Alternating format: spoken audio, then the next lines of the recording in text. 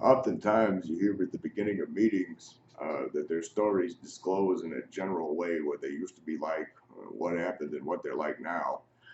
Of course, you know that never happens because what they were like were a bunch of assholes, and they're still a bunch of assholes, except the only difference is they have a lot of spiritual mumbo jumbo to throw at you. That's what it was like, what happened, and what they're like now. But I was actually thinking about doing a particular video this week on life after the cult. I don't think I've really talked about that much uh, too often. And I was kind of thinking about all their predictions when I left AA and what they said was going to happen to me and what actually did happen to me.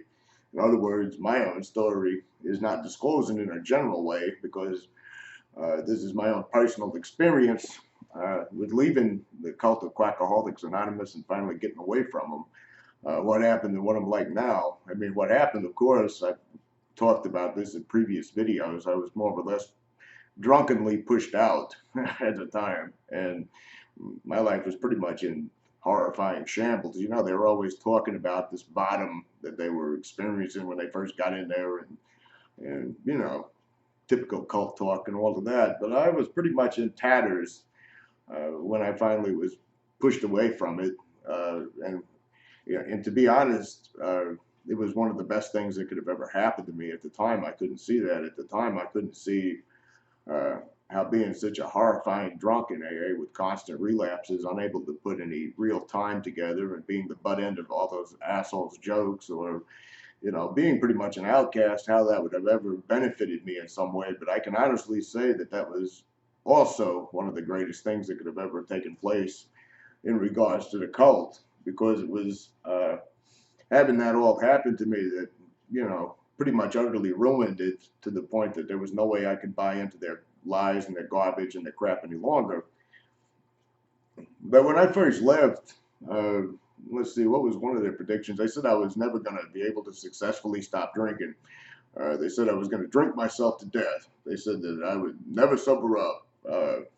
One particular bastard had sent me a letter. I think I've talked about this before, saying that I was going to die because I thought I was smart or some shit like that, saying that my ego and my pride was going to kill me. Well, it's been a little bit over. It's been a little right. Oh, it's been a little bit over 2 years now, and I haven't had a drink in a very long time. And I think the one issue that I would like to stress the most when I'm talking about this is that it's not so much the fact that I've been away from a drink for a very long time, but now that I'm no longer in AA and having to listen to their constant obsession about drinking and drug abuse all day long every day, and having to read literature that does nothing but talk about drinking and drug abuse, um, the drinking problem, I guess you could say, not really so much the problem with actual drinking, but the I guess the all-pervasive monster of addiction that was invading every facet of my life, the way the cult just practically fuses you with it, is gone. And it's made a monumental change in the way that I've approached, not drinking. Not drinking to me today is really not really an issue at all. I mean, of course, there are fleeting thoughts that come from time to time. And of course, there's days like the day where it's rainy, where, I can remember fondly a time when I used to really get hammered on rainy days in the evening after I got off work and everything. I'm working an afternoon shift. This time I'm doing 80-hour work weeks. That's why I'm making it right now, this video.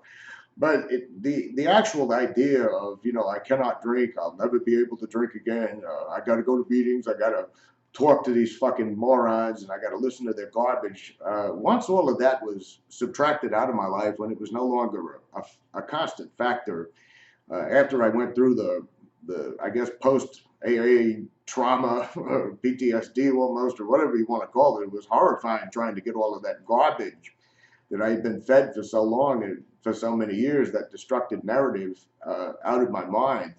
And once I got past all of that, it's really been relatively easy to stay away from liquor. And not to really sound too much like they are, but I mean, I've been around it. I walk by it every day. I drive past a liquor store every day, et cetera, and it's just not an issue any longer. It's not an issue at all. Uh, I was a really, really severe, severely addicted to drinking. I had a severe drinking problem that AA only seemed to exacerbate. It only made it worse. And I was pretty much convinced when I left that I was going to drink myself to death. I've said this before. I was pretty much resigned to the fact I was going to die drunk. And yet, their predictions totally failed. I mean, and like I said, the thing that I couldn't stress enough about that is the fact that I don't have what is the word they're always blabbing about it, the obsession. What they do is obsess about obsessions. They keep pushing the obsessions on people, and they keep you in a constant state of turmoil. I don't have any of the turmoil in my life today about it. I don't really have, it's just simply has become a non-issue. It's simply non-existent. I mean, it's not something that even means anything to me anymore. I never really got that level of freedom, I guess you could say, when I was tied up in the cult religion. And of course, I'm pretty much soundly convinced they don't want you to experience that type of freedom. Otherwise, you would get better and you would move on with your life. You wouldn't stay perpetually ill and perpetually sick and in a state of constantly surrendering to these egotistical, self-centered asshole old whiners that they want. They really want to. The AA cult is interested in one thing. It's not interested in helping alcoholics or people. I hate the word alcoholic. I won't use it. But people who are struggling with substance abuse issues or struggling with their addiction to drinking, they're not interested in really helping those people. They're interested in keeping you in a eternal state of submission to the quackholic doctrines, and keeping a sense of fear inside of you that if you walk away from AA, that you'll never be able to successfully live normally or anything even remotely close to it, or you'll go to jail, or you'll die, or they love those death threats. People are going to die. They just love to use that term "die" all the time. And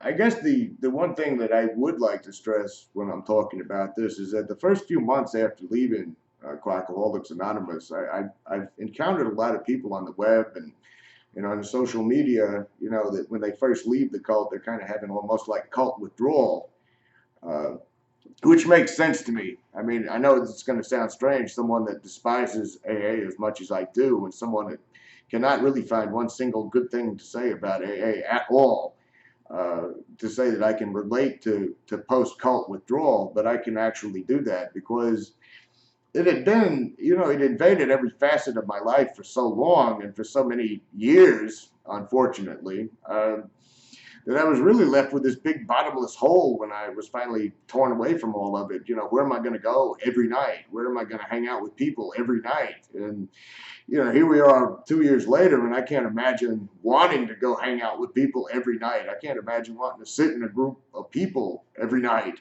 The thing I like to do the most when I get off work is to come home and to watch the TV or play the guitar or normal simple things. I mean, it's not like I really am in a hurry to go run to a meeting in a state of panic any longer. But the fact is, when I was going through those first few months of post cult withdrawal, I was really like, what do I do now that I'm free? I'm scared of freedom, maybe, or whatever. But it was really kind of an interesting trip to get on when I said, well, I'm not going to ever go back ever again. I'm not going to ever hear the sound of their horse shit ever again. So what am I going to do now? It was almost like I was in a process of reclaiming my life. I was in a process of reclaiming my life the way that, I had probably wanted it to be for a long time, years ago. And I started picking up personal interests again, and I started, I love to read more than anything. I started doing that again. And, after the post-cult withdrawal was over with, it was like I couldn't fathom why I would ever want to sit in a meeting ever again.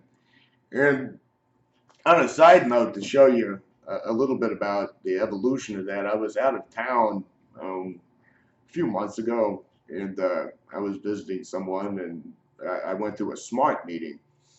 And first of all, let me say that SMART was great when I went to that one meeting. I mean, you can crosstalk. You don't have to self-identify as a quackaholic. You don't have to, you're not expected to speak a script. You're not expected to say all the right things and use the right lingo and all of that. You can talk to each other. You know, there's a kind of a suggested topic that everybody sort of worked around.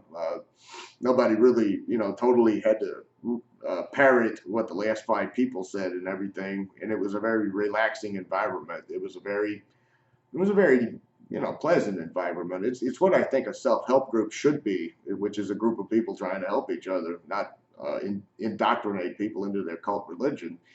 But on an interesting note, by the time the meeting was over, I came to the conclusion, you know, something I've evolved past the need to sit in meetings and talk about my problems. I've evolved past the need to really want to sit in meetings and communicate with people about overcoming addiction. It's not that I had anything against SMART whatsoever. In fact, I would push SMART as one of the best alternatives to recovery there is out there. But I just simply didn't need it any longer. I didn't need to talk about addictions. I didn't need to talk about obsessive thoughts. I didn't need to talk about, you know, the nagging difficulties in life that push your buttons, that make you want to go get a bottle of liquor or whatever. I didn't really feel the need to be there any longer. And SMART, unlike AA, actually encourages people to move on and to leave or whatever. It's not like you have a lifelong illness. And life after the cult, you know, it's incredibly liberating to realize that you don't have a disease, that you don't have some moral defective character defect that's poisoning you. You know, when I cut all that baggage away, my life just got so much better. I mean, it's literally daylight dark. I remember towards the end of my time in the cult, I was just so eat up with hatred and anger, and it was just like a poison. I don't think I could have survived forever at that level of just really, really toxic rage almost that just permeated everything because I couldn't get away from them. You know, I was trapped living with an asshole that was one of their esteemed elders. That's an utter piece of shit that I've talked about before. I mean, it was just so sickeningly toxic. It was just insidious. And I mean, the state of my overall mental health today, just in terms of being, I don't want to use the word positive, okay, because I'm a bit of a cynic, and I always, well, not a bit of a cynic, I am a cynic and will always be, but I like to use the term that I heard a friend of mine use one time, a long time ago. I'm a cheery pessimist. That's what I am today. I'm a cheery pessimist. But without that mental baggage dragging me down day in and day out, I see how much that baggage was poisoning me, to the point that it's no wonder I was staying drunk so much. There's no wonder I couldn't beat the damned addiction. It was no wonder I couldn't focus on the addiction. It was just, you know, it was just, like I said, it was like poison. It was just soul poison, I guess would be the word I would use for that. So my mental health outlook, I think I would say, has responded overwhelmingly, improved overwhelmingly since I've left the cult religion. I don't have that any longer. I mean, I feel a whole lot better. I mean, the state of despair and hopelessness that the cult wants to keep everybody in when they're in those rooms, the idea that you can never manage your own life, the idea that you can never do anything on your own, accomplish anything on your own. I mean, I didn't realize how many levels that was affecting me, because I knew the cult was all bullshit, and I knew that what they were preaching wasn't true, but I didn't realize how much of their brainwashing had literally eaten into me, how much it was actually hurting my thinking, how much it was really affecting everything I was doing in life, until I got away from it. I mean, and, you know, getting past the post cult withdrawal is what I'm going to call this video. Once I made it through that, it was like, I don't want to use an AA quote, so I was trying to think of a better way to phrase it, but I was going to say that I feel like I'm a part of the world again. I'm not a big fan of society. I'm not a big fan of the world, but I feel like, you know, an ordinary guy that's got the freedom to do his thing in life and do what he wants to do within reason. And I don't need to answer to a sponsor. I don't need to answer to a meeting. I don't need the anointment of a cult meeting in order to, you know, to live a fulfilling life, I guess you could say. I've got my share of problems. We all do, but I don't have to magnify them by regurgitating cult slogans and trying to blame myself for every bad thing that's ever happened to me in life. That's a wonderful thing to live without. I mean, I couldn't stress enough how great it is to be free from them. They also said that I was going to be unemployable from now on because I was in my late 30s at the time that I was forced out a couple of years ago. They said nobody with any reputation whatsoever, with any reputable company, would even dare to hire me because of my long list of hospitals and emergency rooms and drunken arrests and yada, yada, yada. And right now I'm currently working like 70 and 80 hours a week. I'm not too crazy about that kind of schedule, but I mean, I did get hired on my own merit alone. I didn't get hired because I surrendered and because I asked God to guide me and all that other garbage they teach you. They said I would never be able to graduate college. They said I was too old. They said I was drunk, that I was borderline pickled, that I'd never make it out. And I got the degree almost, well, it was April of 2016, and it was a 3.9 in grade point average. So I guess they were wrong about that prediction too as well. They said that I'd never be able to fully integrate back into society, that I might have, unless I went to treatment for 9 long months, you know, that I needed to be in long-term treatment, that I needed a long time in treatment, that I needed to fail at school, that I needed to stop looking for work, that I needed to stop trying to manage my own show, as they always, you know, that I hate that term, run your own show. What human being doesn't want to run his own show? I mean, isn't that kind of what human beings are meant to do, is to try to fix their problems in life and strive for the things they want to do? But according to them, I needed to be locked up for a long time. And I didn't go and get locked up for a long time. And I didn't spend 9 freaking months locked up in some treatment center, losing everything when I got out, to where I would have just been in more despair. You know, if I had gone and done what they were all pushing me to do towards the end, and if I'd locked myself up for about a year or two, I'd have gotten out, I would have been further down the road to nowhere, because, you know, with no job prospects, I would have been further down the road to nowhere because I would have had no hope of trying to graduate school at that point. I would have had no hope of, you know, I'd have been further down the road. I would have been further down the road to nowhere, and I would have been, you know, the ideal candidate for their cult slavery, which I was just, you know, every part of my heart and soul refused to do that. What else were they trying to predict about me? Every prediction they made, it fell flat. You know, I haven't died yet. Obviously, I'm making this video, but even if I do die, if I die today, you know, if I step outside in the storm and lightning strikes me, it hasn't got anything to do with drinking. It hasn't got anything to do with leaving their fucking cult. I think the overall message I wanted to make in this one is for people who are leaving the cult and they're going through post cult withdrawal. That's the best way I know to describe it. The feeling of, well, what if they're right? What if I can't make it out here on my own? What am I going to do? And it's a very natural thing to feel when you're leaving the cult, I think. I mean, I've not known anybody that hasn't left the AA cult that hasn't gone through that hasn't had to struggle with that. And it's one of those situations where if you cut those people out of your life, if you get away from those people and you stay away from those people and you don't let yourself fall back into the games and you don't allow their self-fulfilling prophecies to come true, you know, then there will come a time when you'll never, ever want to go back to it, that you'll be kind of like I am, where the idea of actually going back into one of those meetings is almost so alien to me that it could have happened in another life to another human being, to another person.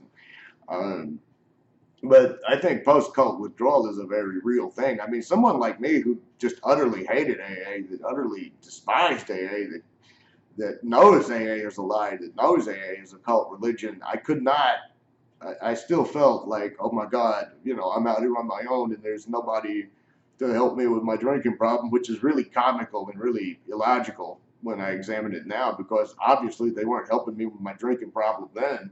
And obviously they were doing not a fucking thing for my drinking. They wanted to take credit, you know, if I'd get about 6 months of sobriety, and they'd say, oh, you know, this is God and us and all of that stuff. But, you know, I think a sense of independence in my life today, I think a sense of being able to really get a good idea of who and what I am, and not what some cult tells me. Um, and the ability to know that it's up to me to try to fix and solve my problems, that it's up to me to try to that it really was truly up to me all along to quit the drinking. It didn't really have anything to do with them. They just conveniently stole the credit for all of it. So life after the cult is actually a very great place to be, in long term. It didn't look that way on short term, but it's also important to realize just how much of their subtle brainwashing can seep in, no matter how rational you are, no matter how logical you are, no matter how much you resist them. The longer you participate in that organization, the more their poison just sort of, I don't know, just sort of seeps in. There were so many things over the months after leaving that it took forever to try to reprogram on, because I still was eat up with this idea that everything in life was my fault, and somehow or the other there was just something severely wrong with me that could never be treated, uh, you know, and come to find out, none of that's true. I mean, not really, even though I had to seek professional help for my OCD and my anxiety, and I had to seek professional help and get medications for those types of things, but so do millions of other people in the world, so do millions of others. It doesn't mean that we're perpetually diseased and need a moral inventory and need to sit in meetings with a bunch of assholes and liars and losers for the rest of our lives, letting them tell us what we need to do. So post-cult withdrawal can be a lonely place to be necessarily, but it's one of those things. It's like withdrawing from drugs and alcohol. Once it fully gets out of your system, and once you give some time away from it, it's one of the greatest feelings I've ever had. I don't think I've actually felt this good in a number of years. I mean, I'm not one of these older guys that's going to say I've never felt better in my life. I mean, I wouldn't mind being, I don't know, about 21 or 22 again. In terms of health, I noticed things about my health the older I get that I didn't have to deal with in those years. But anyway, that's kind of where I wanted to update everyone on that today. So if anybody else has any post-cult withdrawal tales to tell, or if anybody else wants to share an experience about how nice it is to be free from the cult, you can always comment below. Anyway, that'll be all for this week. I'll talk to you guys next week. I'll be back on my angry rage, and I'll be destroying another one of their horseshit fallacies.